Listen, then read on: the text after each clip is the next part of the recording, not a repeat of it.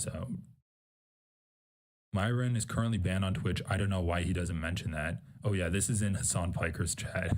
Yeah, he's banned on Twitch. Also, he doesn't mention that Diddy G, his content, so I guess that's Destiny, said that he respected Myron more than any other human he knew. Doesn't fit his narrative. Yeah, Jesus Christ. Like, why does he have a hate boner for Myron Gaines at like 1 in the morning? Anyway, I just thought that Karen moment was so funny from Ethan Klein.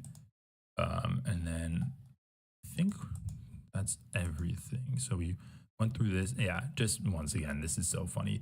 Let's take a look at what Ethan's community is talking about this. Oh, but that one person on the other post who said we were crazy for thinking Ethan's account was shadow banned. What do they have to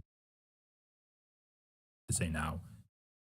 Oh yeah, so I guess now, oh yeah, his community's just complaining that Instagram is shadow banning Ethan Klein. Insane. It's just crazy, dude. It's crazy. Like, even if that's true, these people have an insane victim complex right now where they're criticizing Instagram, they're criticizing all of these like video essayists on YouTube for criticizing Ethan, they're criticizing Hassan. And let's get into the criticizing Hassan part now, because this is the funniest part, and this is going to be the final segment, but let's check it out. Let's check it out, because this is a whole saga. So I'm gonna start here. So this is a post on the H3 Productions subreddit, and I'm sorry, this is a very Reddit heavy episode, but it's kind of like the best way to keep up with this whole dumb drama. Check this out. This is so funny. This just says Hassan suddenly doesn't like Teddy Fresh. What a genuine person. Let's listen. But I'm still pasty as shit. Oh my God, who is that?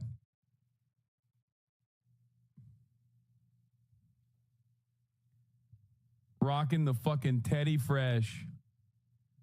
Ethan Klein in the building. 2022 leftovers era. God damn. Damn, that was a fit. That's the only Teddy Fresh shit that I actually really liked wearing. So you finally admit Moses hideous? I'm not saying anything.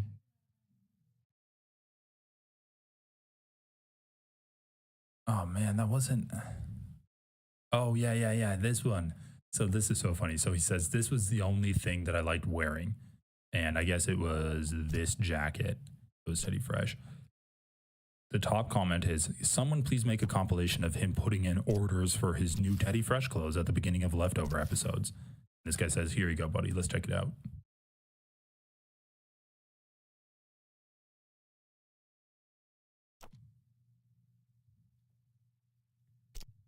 Rocking the fucking Teddy. God damn. Damn, that was a fit. That's the only Teddy Fresh shit that I actually really liked wearing. So you finally admit Moses hideous? I'm not saying anything. I do want to, I was literally like ordering a bunch of stuff off the Teddy Fresh website. TeddyFresh.com to release. I saw a shirt and I was like, yo, that shirt's sick. He's like, you want it? I'm like, yeah. Yeah. That's the only Teddy Fresh shit that I actually really liked wearing. But yeah, I want the oil spill shirt. We already put that down. You got this one, the one I'm wearing. Yeah. I want the oil spill pants. I guess it has to the shorts. Yeah. Short. Yeah. That's the only Teddy Fresh shit that I actually really liked wearing. I want that Teddy skull and crossbones sweater, XXL if you have it. Which color? The red one. That's the only Teddy Fresh shit that I actually really liked wearing. Yeah, I like that. Dude, how nice is that? That's cool. We call it, it's a kind of a special technique we have. It's called watercolor brushed tie-dye. Oh, that's hot. Yeah, it's dope. I've never seen that before. That's the only Teddy Fresh shit that I actually really liked wearing. It's very unique. I like the Teddy Fresh one in the middle too. This one? Between the two cardigans. Yeah, that one. I'll get you that one. That's the only Teddy Fresh shit that I actually really liked wearing. I like that polo t-shirt. This one? Yeah. That's for women. That's the only Teddy Fresh shit that I actually really liked wearing. Railroad denim carpenter pants. Dude, the editing is so bad. Right there. Yeah. Yeah, these I can get you. Oh, really? What's your waist size? 38. That's the only Teddy Fresh shit that I actually really liked wearing. They're pleated? Fuck yeah, they're pleated, bro. Okay, I want those too. That's the only Teddy Fresh shit that I actually really liked wearing. This is Hila's original art, by the way. Don't hurt my feelings, of course. It's wonderful. It's wonderful. It's wonderful. It's wonderful. Dude, who the fuck edited that? That was some painful editing. Okay, so this is so funny, dude. Once again, Ethan Klein's fan base has gone off the rails, but I can't blame them. They're literally a reflection of Ethan Klein. So Hassan says, yeah, that's the only Teddy Fresh clothes that I like wearing. Because I think deep down, even the die-hard H3 fans know that Teddy Fresh is ugly as fuck. And I think that's kind of the appeal of it. It's like ugly dogs, and how if a dog is so ugly, it's kind of cute. It's like if you wear ugly clothing, but you know it's ugly, then you kind of can pull it off. It's so good. So they're saying, OMG, Papa Bless. Rudely putting in his orders in all caps. He always had terrible manners when picking his freebies. Do these people not realize that this is literally an advertisement for Teddy Fresh? To have a guy come on the show and talk about how much he loves all of these different clothing items? Hassan probably sold like thousands of Teddy Fresh clothes. Wow, all the other stuff aside, this really tells me so much about him as a person. Hila gave him all of those clothes for free, and he would specifically ask for certain pieces. What an asshole. Pieces that would also sell out instantly. What a self-report for being fake. So if you only like that one fit, why wear other things? You can be supportive of your friend without asking for other stuff. You're not obligated to wear anything. So which is it, being fake then or now? Looking eyes. He wore so much Teddy Fresh stuff all the time. He's so full of shit. There's just no reason to say that shit. Hila gave him all of that for free. He kept asking for it too. Literally came to say this. He'd blatantly say in air/camera which pieces he wanted. Like, have some fucking respect. You got these pieces for free because you were their friend. Bro, these people are A, crazily parasocial, and B, just straight up delusional and have no awareness of what is going on. Let's just like view, let's have a lesson in social interactions right now. When you come on to a show with millions of viewers and you say, I like these clothes that you're selling, you are doing a favor to that person. It doesn't have to go on camera and say, hey, can you send me that shirt? That interaction doesn't happen on camera. You are literally advertising their products. These people have never seen a commercial before, apparently. Second lesson, you can wear clothes that you buy, end up not liking them, and decide to not wear them again, and then say, I didn't like wearing the clothes. You can say, I didn't like clothes that I wore one time or multiple times, and not be lying. You cannot be a charlatan. I think those are the two things that I was saying. The first few minutes of Leftovers were literally him. It's an advertisement. I'm so... Because he... Wait, what is this responding to? There's just no reason to say that shit. He gave him all of that for free. Because he has no principles. If you're on his bad side, he'll lie and twist the truth about you. Hassan has been mostly going after Hila during this whole... I mean, okay. Social lesson number 3. Hassan has not been attacking Ethan Klein nearly as much as Ethan has been attacking Hassan, and when Hassan does criticize Ethan, it's not for petty things like saying the Teddy Fresh is ugly. It was literally an offhanded comment because someone made a compilation of Hassan over the years and he saw himself in it. It's not like he has these segments about how Teddy Fresh is so hideous, like what Ethan does, where he tries to find segments, where he has segments where he tries to find clips of Hassan saying that you shouldn't vote for Kamala Harris. He makes segments of Hassan saying that Ukraine should get invaded by Russia.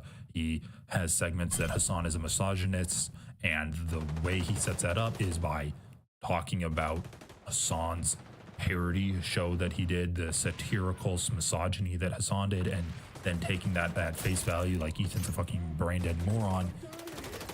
Hassan does not do any shit like that, and he makes one offhanded comment and all of these people freak the fuck out. There's literally almost 400 comments on this thread with 1.3 thousand upvotes. This is the introduction to this story. This is such a funny story. That's the only Teddy Fresh shit I actually like wearing. Hassan generously giving away clothes to unhoused people, some of which are Teddy Fresh. Wait. Oh yeah, this one.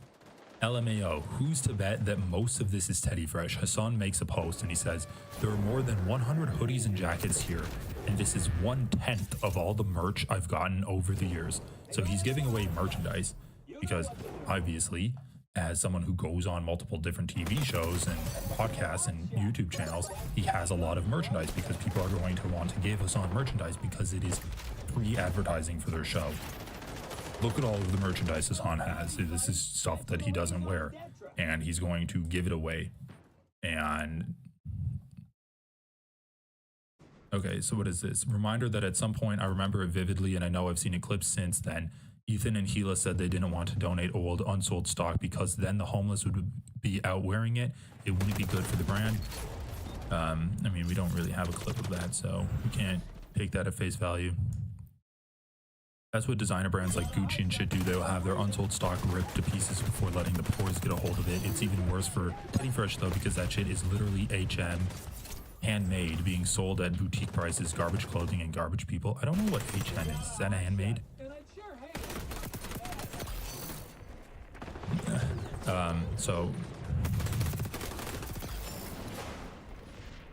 So yeah, we don't know if that's like 100% true, but this just gets funny. So this is a video of Hassan giving, yeah, this is, all right, let's start here. Let's start here. We got shirts. You want a denim shirt? Is it black? I feel you. So we got a black denim shirt. What about these pants? These are crazy. Oh shit, those are sick. Go keep going, I'm gonna keep going. Sick, bro. Looking like a polo shirt. Yeah, you want button-up shirt? Yeah. But they're crazy. No, you don't like that one? There's so many Teddy Fresh clothes is giving away. This is my type of comedy. This kind of shit makes me laugh so much. It's just so funny. It's like Hassan's like, yeah, I didn't like Teddy Fresh, but I had a podcast with a guy who had a clothing company. So like he would give me clothes for free advertising. So then when people watch my stream, they'd be like, oh, that's Teddy Fresh. Maybe I'll buy it. It's literally free advertising for Ethan. And the fucking people on Ethan's podcast are like, I can't believe what an asshole Hassan is asking for all of these clothes. And now that Ethan's been spending like the last quarter of the year 2024 attacking Hassan, calling him a terrorist, trying to get him banned from Twitch, Hassan's like, yeah, I'm gonna get rid of your ugly clothing because it's all ugly shit anyway, except for this one jacket. And everyone's like, well, you were so greedy asking for it, and now he's giving it away to the homeless. And listen, nothing against the homeless, but if it's true that Ethan and Gila straight up did not want the homeless wearing their clothes, this is just like fucking peak irony. Yeah, you want button-up shirt? Yeah. But they're crazy. No, you don't like that one? All right, hold up. No problem. What about this one? The other thing that I love this so much. Hassan's like, okay, these clothes are crazy. And the people in the H3 subreddit are like, Hassan's poisoning the well by telling these people that he's giving them to that the clothes are crazy and have out there designs. They're so mad. Nope, you don't like that one? All right. My favorite is when people come up and he's like, oh, you want this? And they're like, no. I don't want that shit. That's ass, dude. That's ass. This shit is too crazy. It's so funny. No, it's just like there was one guy who came over and he pulled out all these like the Guy Fieri button downs, and the guy's like, no. He's like pulling all of them out. He's like, no, I don't want that. It says send help on it. It says send help on it. Okay. So many more. Okay, so that's so good. Let's look at this. I think this might be the same video. Hassan donates a bunch of Teddy Fresh clothes he got from Ethan and Gila. Okay. This is 55 seconds. I think this is the same clip. You want a denim shirt? Yeah, this is the same clip. And the guy's like, no. He's like pulling all of them. Okay. Shirt? You want a denim shirt? It's black. All right. At least he's giving them to people who will wear them, though. Trying to look on the bright side. Concerned face. Yeah, exactly. Nothing wrong with donating clothes. And then the next comment. Oh, how do I undo it? He says he's exploiting homeless people for clout in their breakup. Oh my God. So I guess this is the go-to insult for all people defending Ethan now. They're saying that if you do anything that is tangentially like impacting Ethan at all, like Hassan is literally giving away his clothes. And they're saying that because Hassan's giving away his clothes, he's getting clout from Ethan. This video was unnecessary and in terrible taste. He could have donated without the exploitation of these people's situation. How exactly is he exploiting homeless people for clout when they explicitly did not film anyone without their consent? It's Hassan we're talking about. Of course, it's performative donations. I mean, Jesus Christ, the guy literally streams like 24/7. He donates to so much charity just monetarily without telling people. And he does one stream where he's giving clothes away to people and they all freak out saying he's doing it for clout.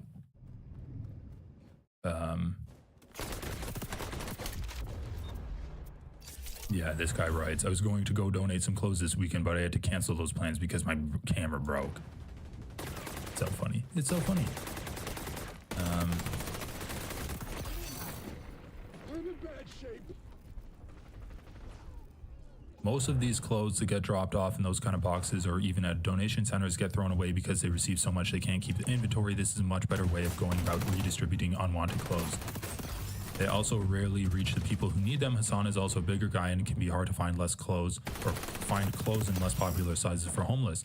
It can be more beneficial to give out stuff like this than give it to a drop-off where it gets sorted and possibly sold before it makes it to who needs it to.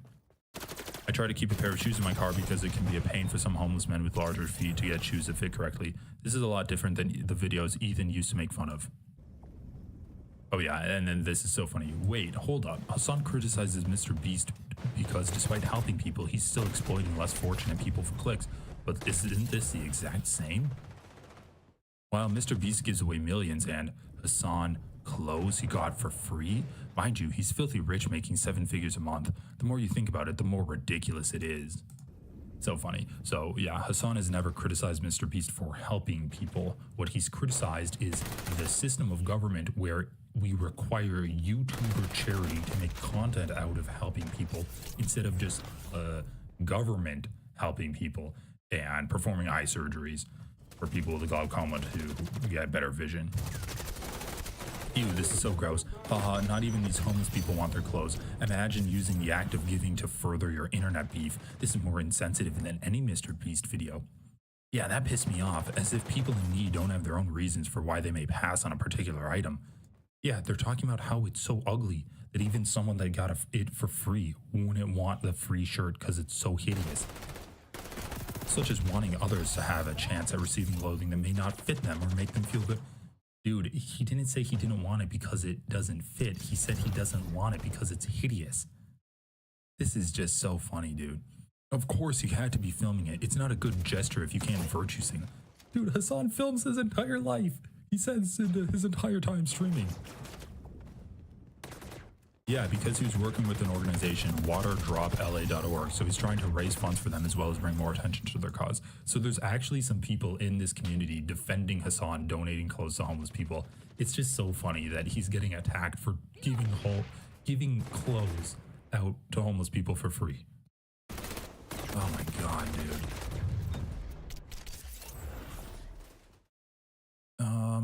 Okay. All right, let's just read what this is. This is so petty and gross. Yeah, unhoused people aren't going to want to wear a bright shirt, not because they are picky or think Teddy Fresh isn't tasteful. They're literally saying, like, they don't want to wear the shirt, not because they're picky or they think it isn't tasteful. So funny. Yeah. They're like, no, this shirt is extremely tasteful. They just don't want to be more of a target for, let me think, police, jackers, traffickers. Yeah, because the thing that makes homeless people a target for basically violence is their bright and flashy clothing. We all know that. It's not the fact that they're forced to be out in the elements where that violence is going to come to them. It's the clothing they're wearing. Women that get sexually assaulted at parties aren't sexually assaulted because of the culture of rape and misogyny that this country has. It's because of the clothing they wear. It's fucking idiots, dude. As someone who's once an unhoused youth with a parent who lived on the streets and died on the streets, who currently house unhoused people, F you, Hassan, you bourgeois, self-serving piece of shit. Watched his little meltdown too. He says filming is humanizing them. Nothing was humanizing about that. Humanizing is putting your effing phone down at the table and listening to the women who are telling you their goals for the area needing water, not looking at chat and then responding, yeah. He looks like a teenager who's getting required volunteering. Dude, he's... okay. He's literally volunteering there. And he's like, he looks like he's required to do it. How is that the insult? If he was really amplifying the work these people do, he would have listened, looked them in the eye, asked questions, heard needs and barriers, shared with his audience. But when they were finished, he just looked up from his phone and said, yeah. And the black women speaking to him, taking time out of their day to share and go with him to make sure his ass is safe. Well, I mean, what are you talking about now, dude? You're saying like Hassan's unsafe by being in proximity to homeless people? Hoping for some publicity, barely got looked in the eye. He can't even humanize people working at a... Dude, he's literally putting them on stream. His cameraman was good. They had consent when they did film and otherwise didn't show faces. But when you are giggling, making jokes about the clothes you are handing out, dude, holy shit. Like the level of uncharitability towards Hassan in Ethan's community is off the charts at this point. Like he's literally trying to create camaraderie with the people that he's donating clothes to. Oh yeah, isn't this shirt crazy? Like you look cool wearing it. It's kind of wild though. Like you think you can rock these bright orange pants. That's the point of donating merch.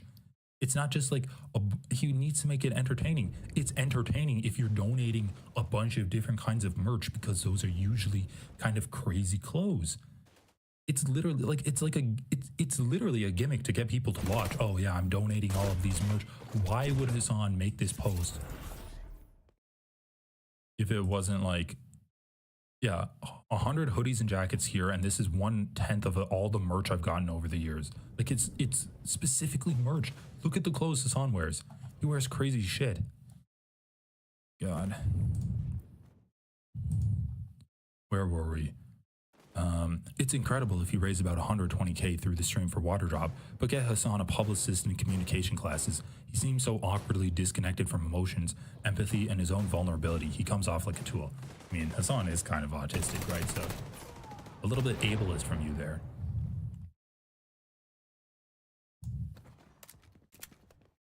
Dude, these people are so crazy. All right, I'm done here.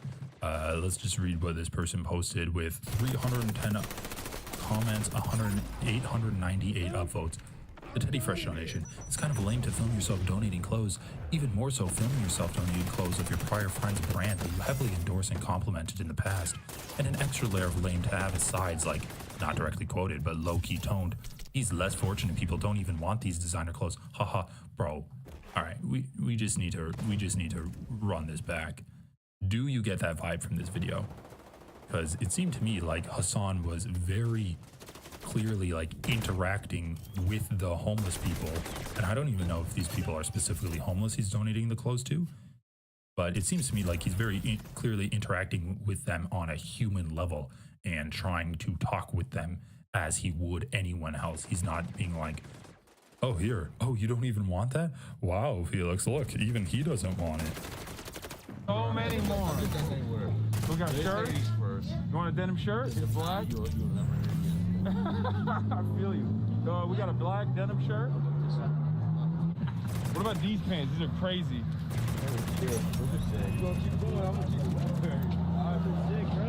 Looking like a polo shirt.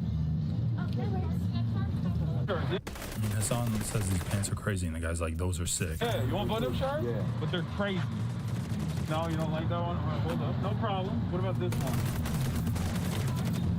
Nope, you don't like that one? All right. I might. Dude, it's like literally the most chill thing ever. Oh, you don't like that one? Okay, what about this one? Oh, you don't like that one? Here, what about this? Like, that's fine. What about this? How is he making? He's not like, oh my god, wow, even homeless people don't like these clothes. Favorite is when people come up and he's like, oh, you want this? And they're like, no. I don't want that shit. That's ass, dude. That's ass. Yeah, he's not saying that even homeless people are refusing it. He's just saying that, yeah, people don't want this because it's ugly as hell. He's laughing about the ugliness of the clothes. It's so funny. No, it's just like there was one guy who came over and he pulled out all these like the Guy Fieri. Let me saw the rest of this. Okay, let's just have, all right. Let's finish his comment and then we'll wrap up this segment. I love Teddy Fresh, so I'm biased. Why can no one type anymore? Honestly, no, fuck you. I'm not reading your comment. Misspelling stupid shit. Fucking idiots, dude. I'm not reading comments if they can't even type properly. What? You got some crazy delusional people, man.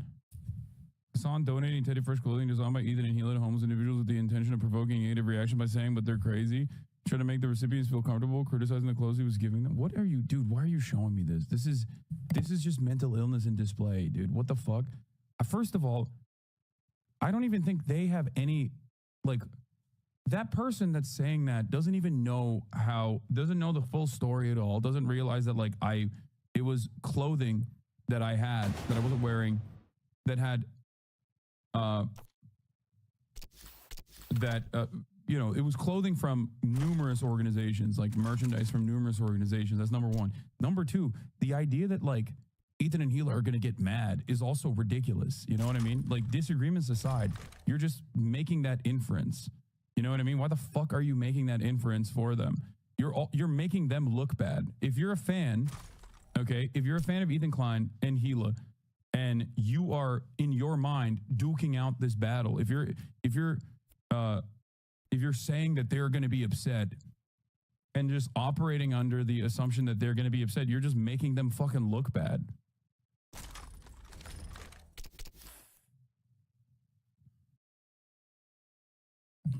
Yeah, which I think is hilarious. Like, there's no way Ethan doesn't talk about Hassan donating Teddy Fresh clothes.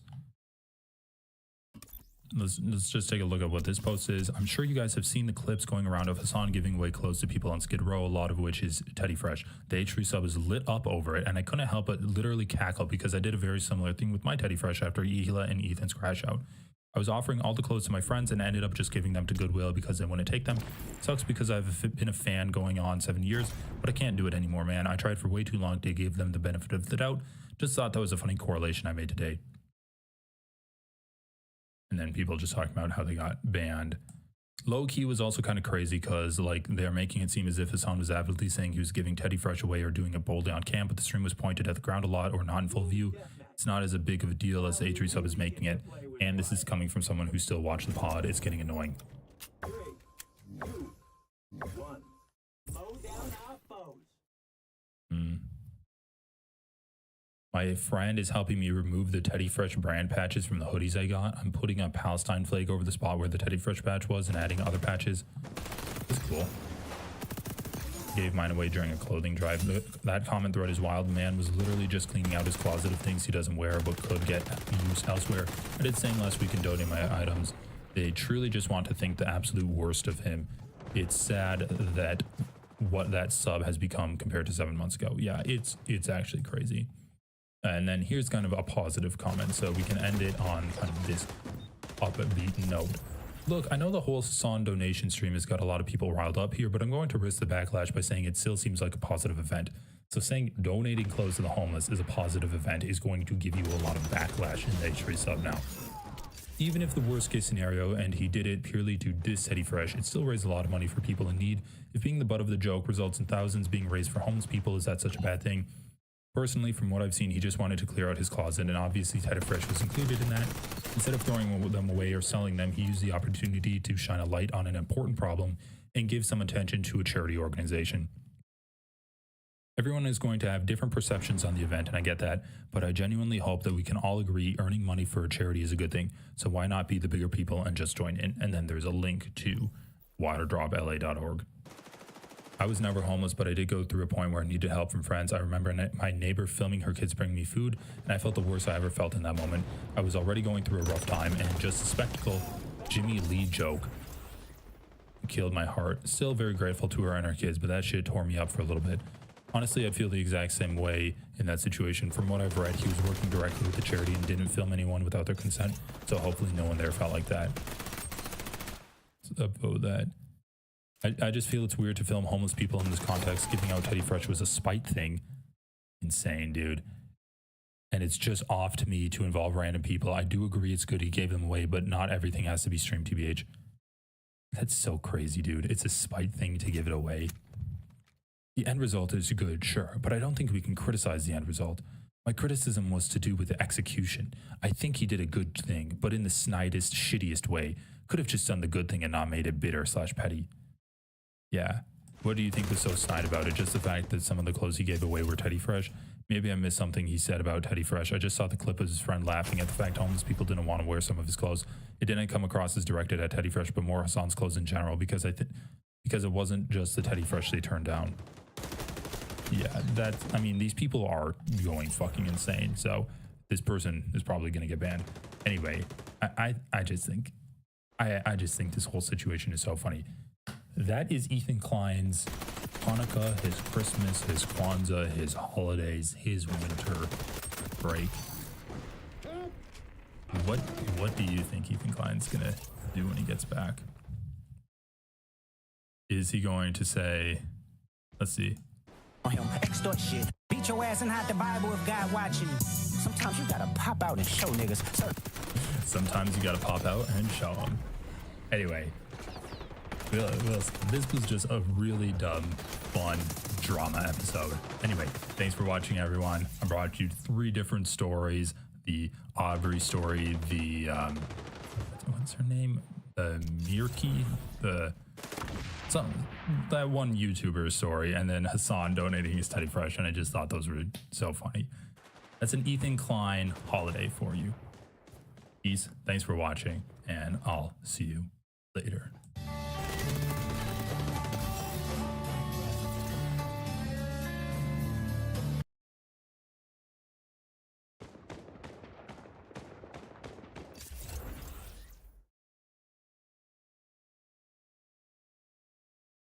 Hey guys, so TikTok might be getting banned next month, and I'm pretty sad about it. That is, I was sad about it until I stumbled across this freak. Who wants to touch Amber's pickle? Sticking Mikey yacht at the school bus. There's probably children, so I cannot cuss. But babe, it's never gonna fit. But babe, it's never gonna fit. Take that! Take that! Now get in my get! So, I've been on the internet for quite a while now, and I've definitely seen my fair share of what I guess you would call millennial cringe. As a 28-year-old toddler that spills everything. Like that. But I am not exaggerating when I say that the TikToker Amber Unavailable is the cringiest millennial I have ever seen in my entire life. Watching her content is physically painful. I genuinely think that the US government should start using Amber's content to torture prisoners of war. We would get a lot better outcomes from our torture if we started doing that. If they did this, I think this would at least double the effectiveness of our torture. And not only is Amber's content incredibly uncomfortable to watch, it's also purposefully inappropriate and purposefully made for children. So in this video, I hope to expose why, in my opinion, Amber is purposefully preying on children and exposing them to sexual content that is not appropriate for them to be watching. Amber is everything that is wrong with social media distilled into one disgusting human being. Amber originally got her start by making cringy musical comedy for millennials about how everyone in Gen Z is just too sensitive. My name is Gen Z. Yeah. It's all about me. Yeah. What would I ever do in life without technology? Yeah. Don't know my gender, but still on Tinder. What sort of bathroom do I use? God, I surrender. You get it? These kids these days always on their damn phones with their damn genders. I bet Gen Z wishes that phone was a gender so they could identify as phone gender. You would expect to see content like this being made for boomers and being shared around some boomer Facebook group somewhere, but no, it's being made by millennials for millennials on TikTok, because I guess millennials are the new boomers. Of course, I am not saying that all millennials are like this, but the second that the majority of your humor revolves around Gen Z and their damn phones and genders, you have basically become a boomer at that point. Hello, I'm 2023. We think everything is racist here. Hey, look, it looks like I'm pregnant. That's too insensitive, dear. There are women who can't get pregnant. You might be triggering them. But first, I'll need your pronouns. Are they she, he, they, or them? This is so true. Everyone knows that there's nothing us wokies hate more than when women talk about the fact that they're pregnant. Everyone knows that we believe only men can get pregnant. There's nothing I love more than putting on the game, pounding some brewskis, and getting pregnant with the boys. And then not pounding any more brewskis because the boys are conscientious about making sure to not give their children fetal alcohol syndrome. Amber would probably say that I'm triggered by her hilarious jokes right now. I'm not triggered. I think that there is a lot of very funny humor out there that makes fun of Gen Z and woke people. I think It's Always Sunny in Philadelphia has some pretty good bits making fun of woke people, for example. Literally, my only requirements for people who want to make fun of woke people in Gen Z is to make it funny and make it something I haven't already heard a million times before. And joking about how Gen Z's damn phones are turning them transgender is something I have heard a million times by now. Anyway, I guess Amber found some success in the past by doing this super surface level musical comedy and by doing racist impressions of Native Americans. My clan is the Cherokee Peepees. Get it? She's from the Cherokee Peepee clan. Peepee rhymes with teepee, and teepees are Native American, and peepees are penis. And we all know that penis is funny as hell. Good one, Amber. After a while, I guess she stopped getting as much attention as she wanted to from her hilarious musical comedy. Bees nuts, bees nuts, bees nuts, my baby, to me, to me. Bees nuts, bees nuts, bees nuts, my baby, to me. So after musical comedy stopped working for Amber, she decided to pivot to being sexual in public for kids. Amber is like if you took all of the worst elements of Colleen Ballinger and cranked them up to fucking 1,000,000. But while Colleen Ballinger had inappropriate conversations with children in private, Amber has them with children in the middle of Target. You got the key to my panties. Oh no! Amber's entire content strategy now is to do sexual things in front of kids, make kids incredibly confused or shocked with what they're seeing, so they'll share this content with their friends. More shares leads to more engagement, and this is how Amber has gained 730,000 followers. Oh, come on, Ryan. Sure, maybe Amber's being a public nuisance, but that doesn't mean that this content is specifically for kids. Well, let's hear it from Amber herself, how she views her own content. That's what I do. That's what I do all day, is confuse children. So from Amber's own mouth, what she does all day is confuse children. And how does she confuse them? Well, by doing things like pulling her pants down and spreading her butt cheeks open for them. I say a prayer with every butt cheek. I fall in love, yeah, that's how I'm talking. There are generally two ways to gain fame on social media. Either you can make good content, or you can make shocking content that gets engagement because of how insane it is, also known as rage bait. And Amber's content is sexual rage bait for kids. Woo!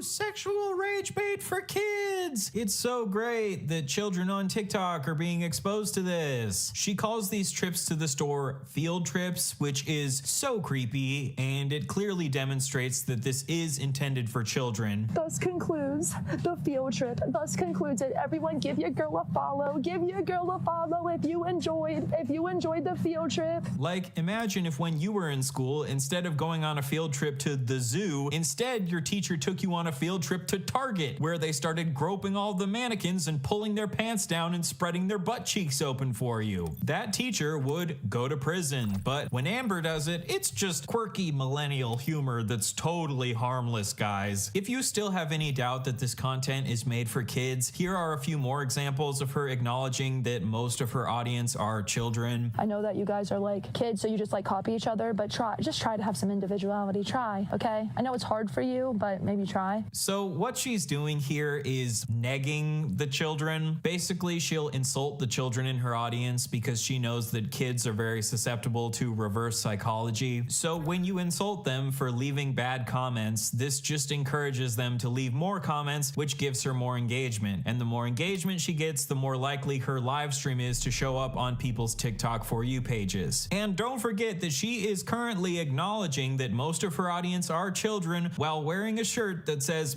stuff me daddy, with a picture of stuffing pouring out of a turkey pussy. Very classy, Amber. Another way she likes to neg the kids in her audience is by saying that the only way to prove you're not a kid is by giving her money. You can go to gifts. Next to gifts is exclusive. It's just a penny. It's just how I distinguish the kids from the adults, you know? If you don't give me money, this just shows that you're a dumb little baby. But if you do give me money, this shows that you're really mature for your age. Now watch me deep throat this cucumber.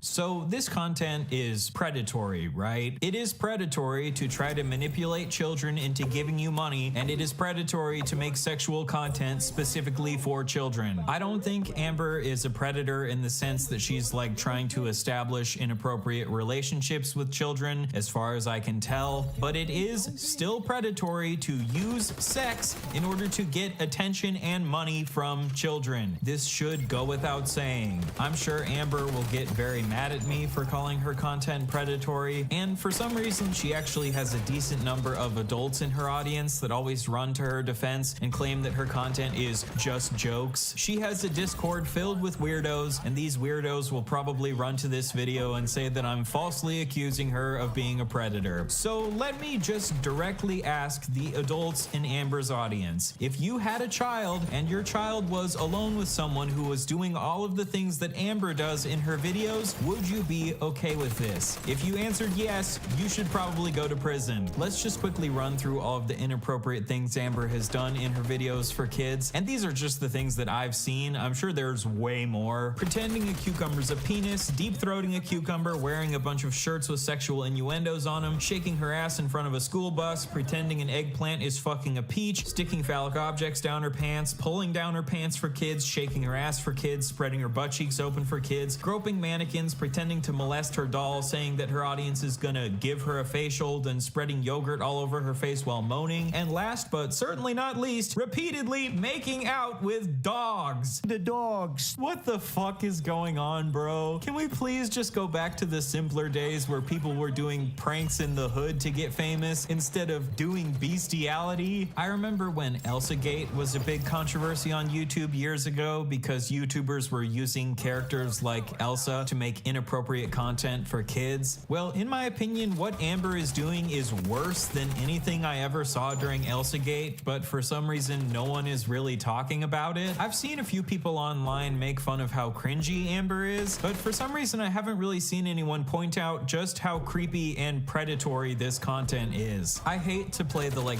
double standards card, but I think if a male creator were doing all of the things that Amber is doing, they would get a lot more backlash. For some reason, when women do inappropriate sexual things in front of kids, people are more willing to see it as just a joke. And of course, I understand that this is because statistically men are much more likely to be predators, but this doesn't let women off the hook when they decide to be weirdo freaks in front of kids. According to some emails that Amber sent to another commentary creator, she's fully aware that everything she's doing is cringe, and she claims that this is all a parody. But what is she parodying exactly? In my opinion, for something to be a parody, it has to be clear what you are parodying. Are you parodying people who act like freaks in public? No, you just are a freak in public. And the fact that you're aware that you're acting like a freak doesn't make it any better. In the words of Bo Burnham, self-awareness doesn't absolve anyone of anything. To be clear, I'm not 100% against comedy where the humor comes from being a nuisance in public, but I think it's only funny in very specific circumstances. Like, I think Eric Andre has some pretty funny pranks where he's a public nuisance, like where he offered people on the subway bites of his Chinese food for 50 cents a bite. But I think as far as comedy goes, public pranks are like the highest risk form of comedy, because if you aren't a genuinely hilarious comedian like Eric Andre, it turns cringe very, very fast. But I also think that Amber is fully aware that she is being incredibly cringe and this isn't even funny. She knows that she's making money off of rage baiting people, and she doesn't care because she is making tens of thousands of dollars off of this, because for some reason there are people on the internet that want to give money to people acting like a freak in public. And again, the biggest distinction between Eric Andre and Amber is that Eric Andre doesn't make his content for kids. I'm sure you've seen that one Miles Morales TikToker who does certain actions whenever he gets a TikTok gift. These people call themselves NPC live streamers, and I guess that Amber is also kind of an NPC live streamer because she'll always do certain actions that correspond to whatever gift she's getting. Like for Halloween, whenever she would get the witch's brew gift, she would do this action over and over and over. Put it in my witch's brew. I got magic. Alakazam, because it's do, do. Put it in, put it in, put it in. Witches, man, man, man. But unlike the Miles Morales guy, Amber likes to add a little sexual flair to her NPC actions, like how when she gets a meerkat gift, she'll ask random strangers if they want to see her meerkat. Wanna see my meerkat? Wanna see my meerkat? Wanna see my meerkat? Wanna see my meerkat? Wanna see my meerkat? Or whenever she gets a galaxy gift, she'll drop down on the floor and start shaking her ass for kids. No, Mr. Brian, no. Galaxy explosion. Boop, boop, boop, boop. Galaxy explosion. Boop, galaxy explosion. Boop, boop. She also makes money by doing dares, where she'll do whatever the chat dares her to do when she gets enough gifts. She'll do sexual dares, like rubbing yogurt on her face while moaning or groping mannequins. She'll do disgusting dares, like eating food off the floor, drinking from puddles, licking toilets, or making out with dogs. And she'll do potentially illegal dares, like destroying produce by laying in it, trespassing into the back rooms of grocery stores, and yelling bomb in an airport. Oh my god, is that a bomb?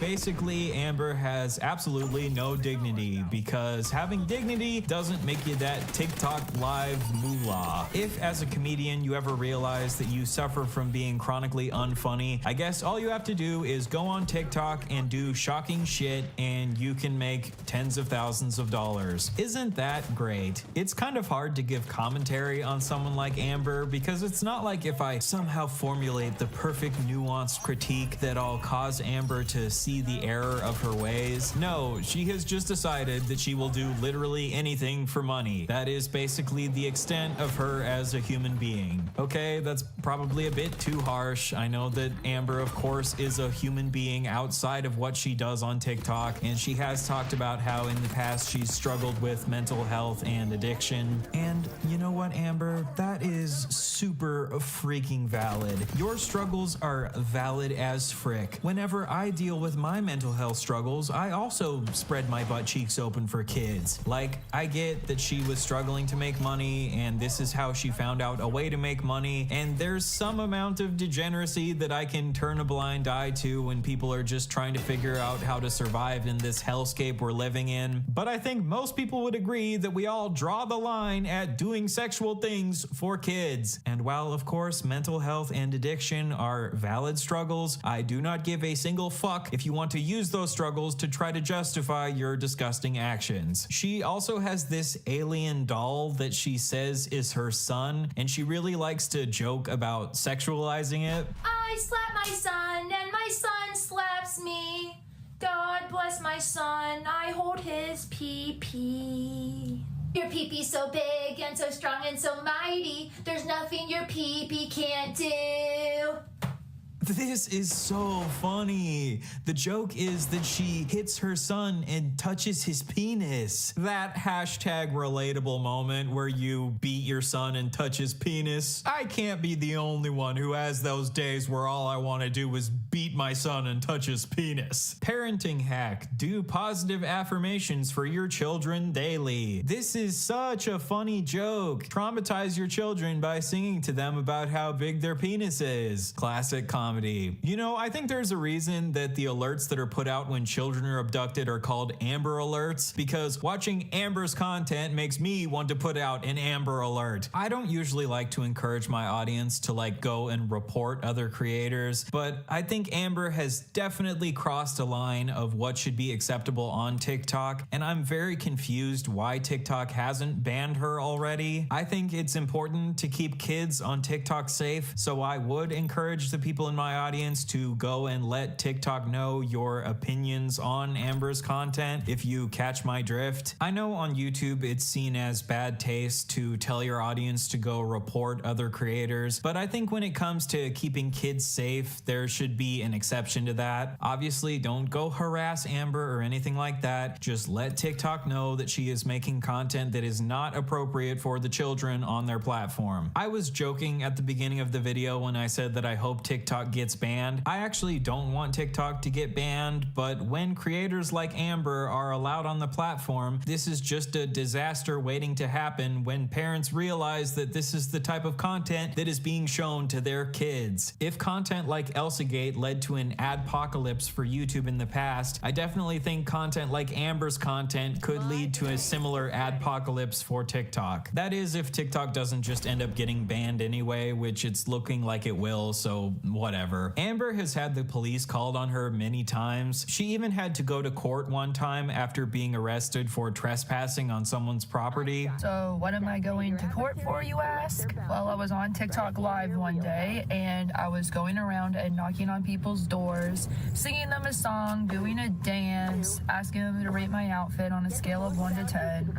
You know, very innocent things like this. And I rang someone's Ring doorbell and they recognized me from TikTok and told me to get the fuck off their porch. So I proceeded to get the fuck off their porch and I went home. About an hour later, a police officer shows up at my house and writes me a $200 fine for trespassing. And then she posted this YouTube video where she tried to gaslight her audience into believing that nothing she does on TikTok Live is sexual. Apparently, the judge refused to throw out her case because he had seen how sexual her content on TikTok was. Dude, call me naive, but the police are allowed to just make shit up? Trooper Little attested to defendant walking door to door in the neighborhood asking kids sexual questions? Are you out of your mind? Everybody knows that if I even remotely see a child outside, I scream, "Child in the wild," and I run away in the opposite direction. I not only do not talk to them, I run in the complete opposite direction. You're allowed to just make up something?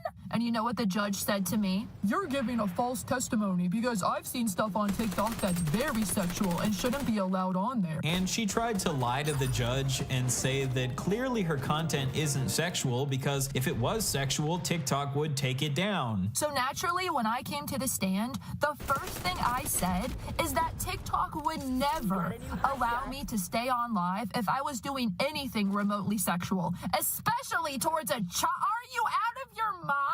I had had to explain to him, sir, there are very different guidelines for TikTok Live versus TikTok. We are talking about live streaming right now. He didn't even know we were talking about live streaming. Oh my God. He was like 80 years old. He didn't even know what live streaming was. His response to me explaining him that the guidelines are different, well, you're giving a false testimony. But this is obviously a blatant lie. Most of the things I've shown to you in this video were done during TikTok live streams. TikTok should be taking down her live streams because they're sexual, but for some reason they aren't. But just because TikTok is doing a bad job at enforcing its rules, that obviously doesn't prove that Amber's live streams aren't sexual. I just do not fucking understand Amber whatsoever. I feel like you could build this same following doing shocking shit in public without making it sexual and for kids. She clearly gets some sort of sick enjoyment from exposing children to things that they shouldn't be seeing at their age and seeing how shocked this makes them. And that is obviously fucked up. I like to try to give people the benefit of the doubt, but I think Amber is a genuinely evil person. So Amber, I think you should be kept far away from the children on TikTok. If you want to keep doing comedy, go to an open mic night and try doing this exact same humor for adults. Pull your pants down, spread your butt cheeks open for them, and see how many laughs you get, or see if maybe you get booed off the stage for being so unfunny. But just please keep this shit away from the children on TikTok. So what have we learned today? I guess we've learned that being an absolute freak with no morals and no dignity can make you tens of thousands of dollars on the internet. But I'm sure we already knew that. As long as these incentives exist on social media where the more engagement you get, the more money you can make, no matter how terrible your content is, people like Amber will keep popping up from time to time. And I think it's the responsibility of people like me to call this shit out, and it's the responsibility of platforms like TikTok to keep this shit off their platforms. All I know is that if I ever have kids one day, I will keep them as far away from Amber as humanly possible. I hope you guys enjoyed this video. I thought it was worth making a video calling Amber out because I haven't really seen anyone else doing it. Next month, I have a massive project that I've been working on for the last 6 months coming out that I'm really excited for you guys to see. So click the link in the description and go subscribe to my other channel if you want to see that massive project when it comes out. I'm really excited to hear what you all think about it. All right, see you then. Hot shot on our team. Cover them while they get the goods.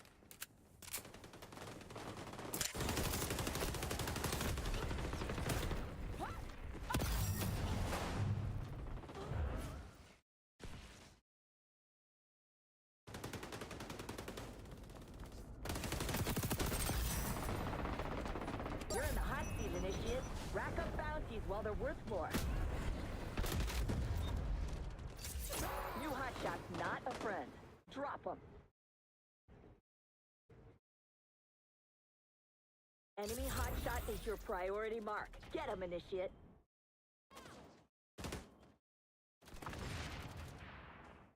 Some camp. They make me vomit. Man, oh man, of all the human spam, this guy makes ChatGPT seem like who's somebody charming? Zach Morris.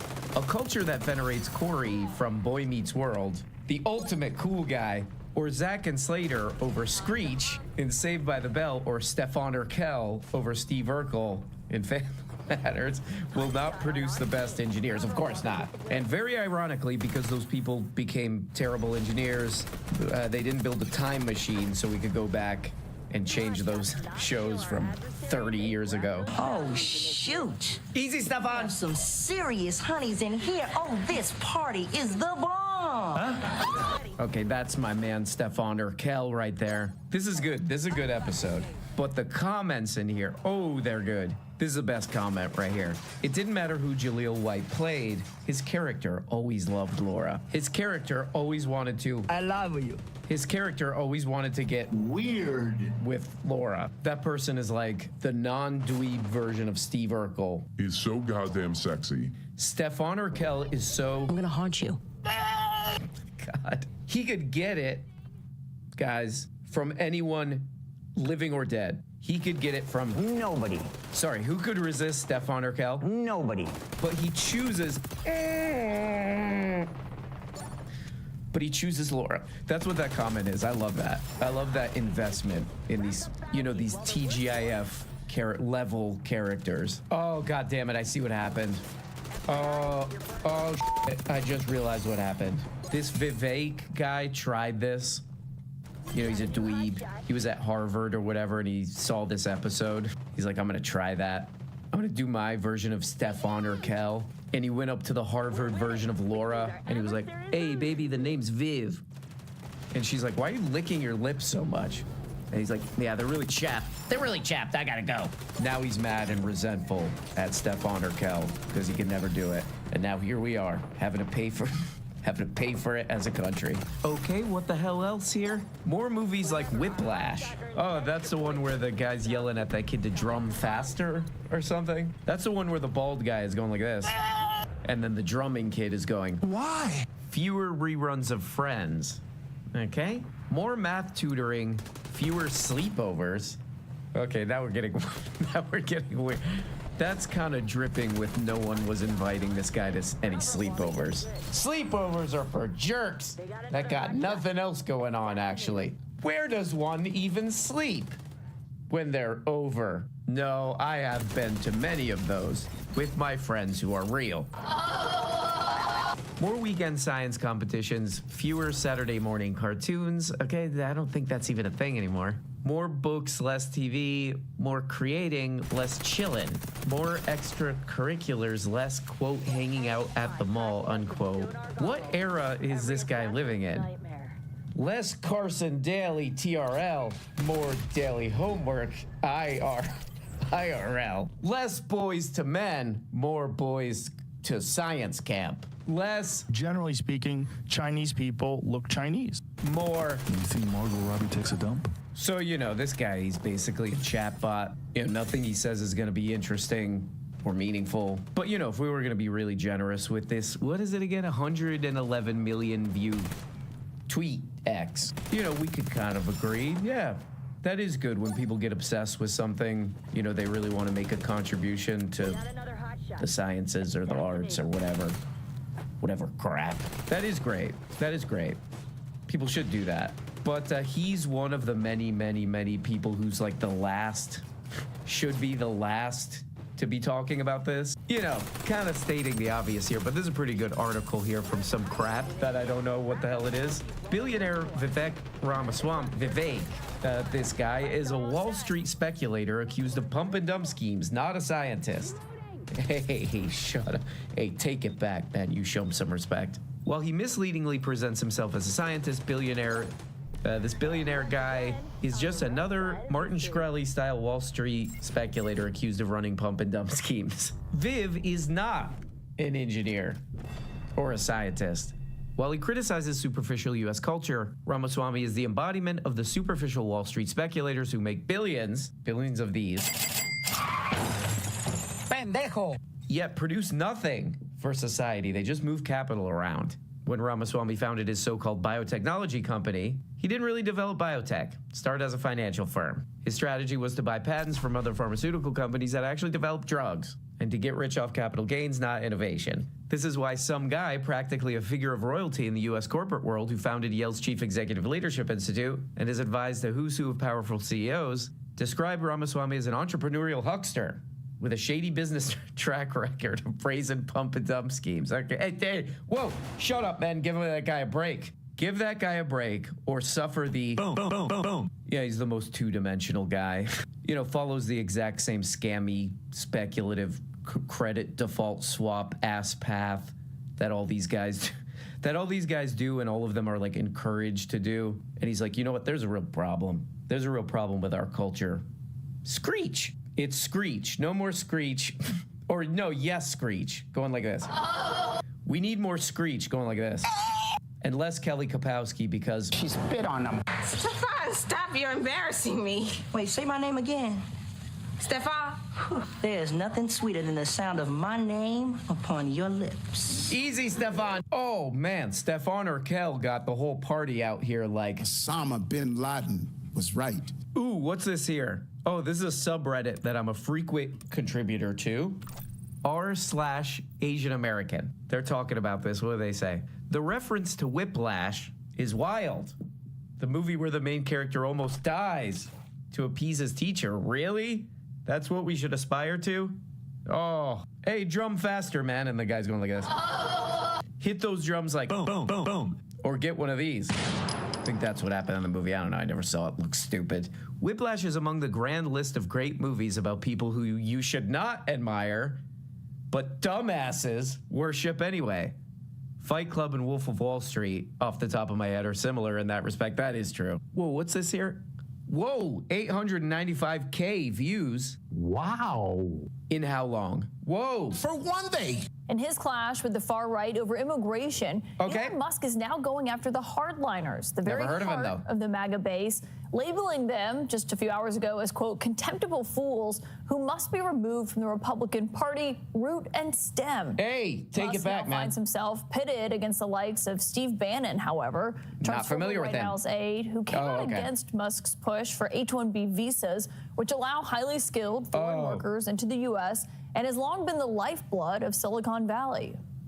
Got it. It's about taking American jobs and bringing over essentially what become indentured servants at lower wages. This Right, Steve. Okay. Scam by the oligarchs in Silicon Valley to basically take jobs from American citizens. Okay, so bep. This is CNN, so it's mostly stupid, but the comments are usually pretty good. What does this guy say? What does this goddamn guy right here say? What does this little Stefan or Kel handsome guy right here say? Yes, the fundamental struggle between racism and greed. How very American. Hey! Whoa, now I require you, I order you, I court order you to take that back, you son of a bitch. So there we go, that's CNN. I don't know what the hell they're talking about. I don't know what the hell they're... But I guess the story is like, Elon Musk. What's the other guy? Vivek. All these guys, they're like, hey, we want cheap engineering labor. And then some other people are like, no, that's sick. That shouldn't be from another country. You should be using us for cheap engineering labor, I guess. I don't know. And then this guy, Vivek, comes in and he's like, I'll smooth this over. You guys laughed at Screech. I guess. I don't know. These people are a bunch of morons. So not really sure what the hell's going on. Thanks. The massive Twitter fight over H-1B visas and migrants working as engineers has apparently already claimed some casualties, or at least digital casualties, and that being Twitter verification of people like Laura Loomer, as well as several other notable critics of Elon Musk, Vivek Ramaswamy, and their stance. Who I've also never heard of. Osama bin Laden was right. No, he wasn't. Come on. Their stance on bringing in skilled migrants. So they are now alleging that some of their, I guess, premium features or access to monetization on Twitter have been taken away. Better not. They're implying it's strike back by Elon Musk as a result of the fact that they dared to disagree with him. Shit. Okay. I need that Twitter account for show promotion reasons. But I've been posting a lot of anti-Screech stuff on there. Screech sucks. Shove his annoying ass into a locker. Kill him. I don't know why I said that. I don't know why I said they should kill. I said AC Slater should kill Screech. I shouldn't have wrote that. Kelly Kapowski should stab Screech to death. Why did I write that? Why did I write that? So now I'm next to get banned by Iluma. Come on. I gotta stop writing that stuff, man. Jerry Seinfeld should push Newman down the steps of that apartment building until he dies, I wrote. Lisa, Screech's crush, should agree to go on a date with him. Run over him with a car, I wrote. I shouldn't have done that. So I'm definitely getting banned on Twitter, so please follow me on there. Please follow and support me on that, whatever. Conservative PAC. Laura Loomer said, Musk has removed my blue checkmark on X because I dared to question his support for H-1B visas. The replacement, she chose that word very specifically, of American tech workers by Indian immigrants. Right. And I questioned his relationship with China. Elon has decided to... And she added, I'm having a hard time. Then she goes like this. To retaliate by removing my blue check and demonetizing me. Oh, sick. I need that check. Okay, so there we go. I think we learned a lot, today. There's a lot of Stefan or Kels watching this. Enough. Okay? Enough being cool. You guys are out there being cool. You guys are out there being cool with your white suits. You're out here going like this. Adult baby. No more. Stefan, we have to talk. Oh, I never thought I'd say this in a million years, but... But what? I miss Steve Urkel. Why? Whoa. Because he had feelings. He cared about people. This is the antidote to the cool elixir. I call it the elixir fixer. Whoa. Oh my God. Whoa. Steve Urkel used science to be cool. It didn't consider that one. These guys didn't consider that. You're a moron. Oh, there we go. An absolute fire another one. Fire another one from me. Hope you guys are doing great. You're missing a lot of episodes. That's pretty sick. If you want all the episodes, subscribe on Patreon, blah, blah, blah, blah, blah, blah, blah, blah, blah, blah, blah, blah. What day is it? Wednesday? Oh, no, it is not. Yikes. Okay. Well, hope you guys are having a great time. Talk to you next time. Bye-bye. Hello, LeDron James here. This is LeDron James. I used to be character on this program, but I am too hard to animate. It really is. I have to like mask my mouth, and then I'll do all this overlay crap and all that. So I'm not in the show anymore, but I do this because it's simpler. Anyway, guys, if you want more amazing shows like this, subscribe on Patreon. Why do I love saying it like that? Subscribe on Patreon. For as little as $2 useless per month. Oh my God. 2 or 5 or 10. It is meaningless. This is meaningless amount of money. And that's putting it lightly. Again, thank you. You get all kind of crap. Episodes that you can't see just out, out in the public, in the open. You can't see those only on Patreon. Oh, live shows. The shows are where you answer questions. I answer questions, all this kind of stuff. You're missing it. You're missing it, man. So subscribe. Let me say it that way again. Subscribe on Patreon. Bye. Now, here's what is this building, and where is it supposed to be? I don't know. You're holding it back. No, you I really don't know. This? No, I have a little bit, but I don't have the same connections on that. But I'll tell you a case that I do think needs to get looked into. Oh, you're gonna move us around? Yeah. Because this is one that this is a craft. He's a government agent. This guy. So he's trying to. So there's a memo in the program. All right, guys, we're finally talking about the drones. Rogan's been dipping his toes in the New Jersey drone situation for the past month or so, but because he's been booked up with comedians no one's ever heard of, it was only last week that we got a couple of guests on the show for Rogan to really get into the details and finally get some answers. Well, that was the plan at least, because like most of us, no one really knows what's actually going on, and to Rogan's surprise, even his so-called expert guests have no idea who's controlling these drones or where they came from. But his recent guest, James Fox, who he's had on the podcast twice before, proved to be one of the most useless guests of the year. For me, this was low-key funny as hell, because by the end of the conversation, Rogan was so fed up with all of his ducking and weaving and just general lack of knowledge on the whole drone controversy that he spent the last 30 minutes dictating to Jamie what to type into ChatGPT to get some answers, while his guests just sat there amazed at how AI language models worked. This guy had legitimately never used ChatGPT before, and he even failed at sending Rogan a couple of images from his phone, so he had to hand it over to the little guy to help him out. By the end of the podcast, Joe's disappointment was palpable, and when you consider how well the conversation started out, it makes it all even funnier. People are freaking out, like, what the hell are we seeing? And they're going, we don't know what they are, but everything's fine. You remember, what was the Steven Spielberg movie with the shark, the great white shark? Yeah, Jaws. Jaws. You remember? They're like, everything's fine. The mayor's like, keep swimming. Yeah, keep swimming. The water's fine. Everyone would say people are getting bit in half. That's the perfect analogy. Dude, that is the perfect analogy. That is it. Everything's fine. Go about your lives. They're definitely Nothing not to see nuke-sniffing drones. So what if some nuclear material was just stolen off a cargo ship? Whatever. Guys. All the online conspiracy stuff is crazy, and I get a lot of it because obviously what I do. Of course. And people send me all kinds of stuff. I was like, well, hang on a second. I wish I could put boots on the ground, but no, there's something really weird going on. And the fact that they don't know, or they're claiming that they don't know what it is. So in the first 30 minutes, it seemed like Joe had discovered a new recruit for his top 250 comedy assassins. This guy had mad green room energy. He was fist bumping and flailing his hands around like a seasoned comedy mothership regular.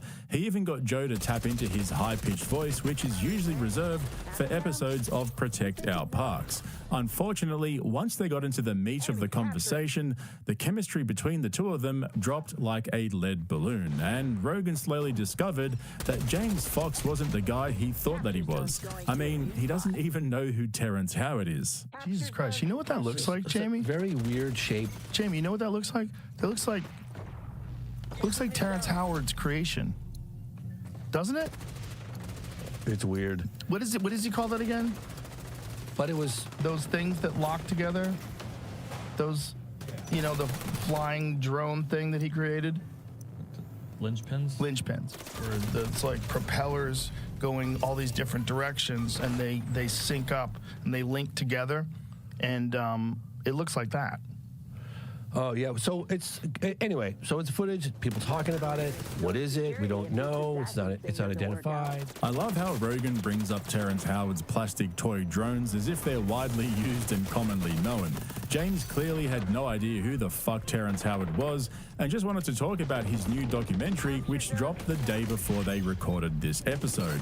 And to his credit, it's actually really interesting because it covers the efforts over the last few years of several congressmen who have been trying to shed light on what various government agencies know about UFOs and extraterrestrial life on Earth and in space. He interviewed high-ranking insiders, elected officials, physicists, intelligence officers, and the military whistleblowers who quit the Pentagon in protest over the government's secrecy around UFOs. But one of the biggest criticisms so far has been that, apart from covering the congressional hearings over the last few years and showing clips of various experts testifying that the government knows about UFOs and aliens, the documentary doesn't really offer anything else in terms of explaining all the juicy shit that Rogan's always talking about on his podcast. So there's no actual evidence to support any of the claims made by the people talking. It's mostly just second and third hand accounts of what people saw and what they think they saw. As for Rogan, his suspicions started when James couldn't send him a couple of photos. Okay, I'm gonna text this to you right now. Rogan, here we go. Boom. You should have that. I didn't get it yet. You didn't? No. I wonder if it's because I have my phone on airplane mode. Yeah, take it off airplane mode, bro. I told you to do Okay. that. Oh, you did? I was trying to explain to you. Oh, sorry. Okay, it's off now. I'm sorry. Otherwise, it won't actually send it. Oh, it won't. Okay. All right. Yeah. Here we go. All right. It's like dealing with my dad. I know. I'm so bad. I know. You were telling me how to do it. I was like, I haven't done that before. It's funny, people that don't understand how to use their phone. Tell me if that goes through. Great shot. Do you need me to send it? Here, you do it. Here, there's that one, and there's flip left to right on it. Rogan's UFO expert couldn't send him photos from his phone because it was on airplane mode. Fucking brilliant. And so, like I was just saying, James Fox is more of a filmmaker and journalist rather than an actual UFO expert. He's been reporting and making videos for the last 30 years, but like most of Joe's experts, he's light on the details and lacks any real evidence to support his claims. So when he couldn't entertain Rogan's questions about different alien and UFO stories, Joe started to get frustrated. What do you think about that? One of the craziest stories is that there's a building somewhere that's an enormous building that was actually built around the UFO because the UFO was too big to move. Have you heard this story? Yeah, it was reported on News Nation with Ross Coulthart. That's gotta be real. He's got a great accent. He's got an Australian accent. Not quite British. We believe you if you have an accent. But it's close. You're more credible than a New York accent. There's something about a British accent that just adds credibility to anything. Yeah, there's some guy from New York. So we got this car. Rightfully sorry. We put it over here. Absolutely huge.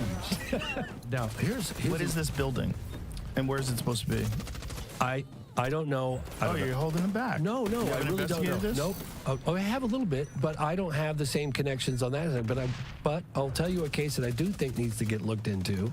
Oh, you're gonna move us around? Yeah. Because this is one of the. Well, this is no, but this is a craft. He's a big government agent. No. This guy. So there's a memo in the program. Yeah, I don't know what Joe expected from this guy. He was only able to regurgitate what other people had told him over the years. He didn't actually have any first-hand knowledge of any of these events. It was like watching a kid fumble his way through questions from his class after he did a speech about something he had no idea about because he copied everything out of a textbook. But like I said at the beginning, Joe wants to know about the drones. He's read all the conspiracy theories, he's doom-scrolled on Facebook and Twitter for all the latest theories, he's spoken to Eddie Bravo and Duncan Trussell, Mike Baker's not answering his calls or texts, and now he's got questions. Who better to fill in all the gaps than a UFO expert, right? Maybe not. Joe would throw out different theories and point to the problems and questions that came out of them, and James would just sit there and say, wow, or that's crazy. And it got so bad that Rogan ended up basically having a conversation on his own because James had absolutely nothing to add other than how weird the whole situation is. Getting back to your point, because I know you said you were frustrated. You're like, oh yeah, it's just another anecdotal piece of evidence, a piece of testimony, third party, not firsthand. I'm not saying I'm frustrated. No.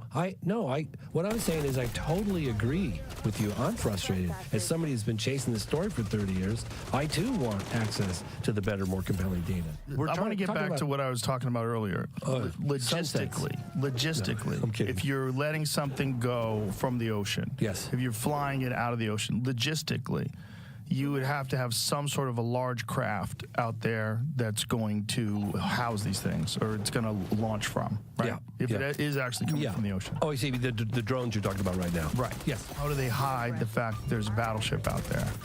Is that possible? And if it's from a submarine, how do they develop a submarine that can launch 50 car-sized or SUV-sized drones from? Yeah, that's one of the things that Christopher Mellon said to me this morning. Really is a head-scratcher because... But this is the question. 50 of these things coming in off the ocean. That's just confirmed. Right. No one's denying that. But here's the question. Yes. Is it possible to classify the location of a U.S. battleship that's capable of having these things? So big. How could you How big would it have to be to launch 50 drones? God, you're talking, I don't know, man. All these press conferences, you're talking about the head of the gang of 8, right? But if they need to patrol those skies, you're not going to tell if they are really looking for a nuke. Okay, let's imagine that this story about a Ukrainian nuke from the time when they disarmed them. There's one that's unaccounted for. This is one of those stories that's been on the internet. I don't know if it's true. Yeah, like a dirty bomb? Yeah, or like just a regular nuke that if you're looking for gamma rays, you could devise a drone that could search for that, and you'd fly it over an area, and you wouldn't care whether people freaked out because it's more important to find this goddamn thing. Did you bring this up with Ryan Graves? Yes. What did he say? You mean he doesn't know either? He doesn't think so. Everybody that I think trust, that's the issue. People in the FBI, people that I communicate with often, I'm like, what is going on? What's the golf course that Trump has? Yeah, his golf course. Yeah. What's that called? I don't know. Westminster, Bedminster, or something like that. They're flying over that. Yeah. The president-elect. They're very close to Bedminster. I think maybe I won't spend the weekend in Bedminster. I've decided to cancel my trip. Wow. I bet someone told him, Mr. President, it's pretty important that you don't go to the golf course. Yeah. God, that's so crazy. Yeah. Hey, so what does that mean? I gotta, if you don't mind, I was contacted. I went to this. Are you gonna switch subjects? Well, no. This is all about exactly what we're talking about. This is something that I really need to put out there because it's very important. I honestly felt bad for Joe here because we know how passionate he is about UFOs and aliens. He wants it to be real so badly, and all he wants is a guest who entertains all these different narratives. Rogan was so excited to talk about the drones with an expert, but the expert was just there to promote his documentary on something completely unrelated. At one point, James literally said, I hope you spend the $20 to watch my new documentary, instead of just pulling up everything clip by clip because Joe didn't know the documentary was already out. Bro was just trying to get paid. And we've seen this with other grifters on JRE who are there to sell shit on their website or a cause or to create a controversy so people will go and watch their latest documentary on Netflix. Think back to when Billy Carson was on the podcast. That guy literally has a website called The Forbidden Knowledge where you can unlock the secrets of the universe by clicking on the online shop and buying his alchemical elixir of the Anunnaki. Or Bart Sabrell, the moon landing hoax expert, who mentioned his website when he was on JRE about 50 times, where he's got a bunch of self-published books for sale on the homepage. Josh Dubin was trying to build awareness towards injustices in the legal system and accidentally brought on a gruesome murderer. And like I said before, Graham Hancock pops in for a visit when he's got a new season of Ancient Apocalypse to push out on Netflix. But what happened next with James Fox was possibly one of the most embarrassing things I've ever seen on an episode of JRE. Rogan got so fucking bored of talking to him that he told Jamie to pull up ChatGPT so he could talk to it about the drones. There is so much going on here, so I'll play the clip and then break it down. Get ready for the Joe Boomer experience. We're living in an unprecedented moment in history. There's an unprecedented push for government transparency, and I want to continue supporting our elected officials' bipartisan effort to get to the bottom of this. And I especially want to throw a shout out to Representative Burchett because you're killing it, buddy. Thank you. Hey, Jamie, why don't you use ChatGPT and ask ChatGPT what's going on with the drones in New Jersey? I'd be very curious to hear about that. Yeah. It's a damn good idea. Ask ChatGPT what is really happening with the drones in New Jersey. Let's just see what ChatGPT so says. Tell me how that works. I don't know. We're going to find out. It's AI, right? And what is really happening with the drones in New Jersey? This is amazing. Numerous drone sites have been reported across New Jersey and other East Coast. It's incredible how fast this is. Look how fast. Look at this. This is incredible. They found no evidence suggesting threat to national security or public safety. Despite these assurances, some local officials and residents remain concerned. If I live in New Jersey, should I